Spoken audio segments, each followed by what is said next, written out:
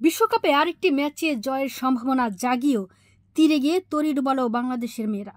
নিগার সুলতানা জ্যোতির দল দক্ষিণ আফ্রিকার বিপক্ষে জিততেও হেরে বসেছে।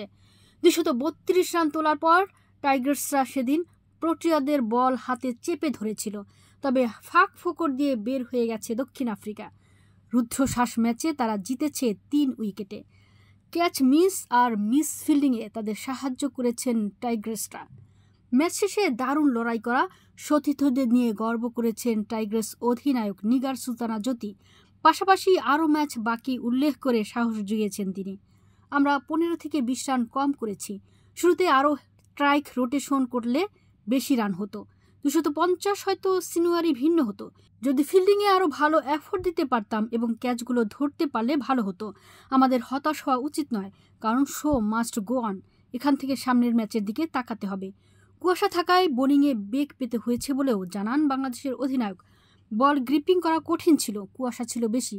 আমি চেষ্টা করেছি দলের সেরা বলারদের দিয়ে বল করাতে, যারা ডেথে বল করে। আমার মনে হয় তারা অনেক ভালো বল করেছে। এখান থেকে অনেক শেখারও আছে। সামনে এমন পরিস্থিতিতে আমরা কি করতে পারি। শিশিরের বিষয়টি বিবেচনায় নিয়ে টসে জিতে আগে কি বোলিং নেওয়া যেত কিনা প্রশ্নের জবাবে জ্যোতি বলেন, ব্যাটারদের চাপহীন জায়গা দিতে চেয়েছি। আগের ম্যাচে চেজে গিয়ে যেভাবে ভালো করতে পারিনি, চেজে সবসময় চাপে থাকে। আজকে কিছু রান যেহেতু তুলতে পেরেছি, বোলারদের সামনে সুযোগ ছিল। হালে অবশ্য ক্রিকেটারদের নিয়ে গর্বিত। এই উইকেট রক্ষক ব্যাটার আমি হতাশ না, গর্বিত।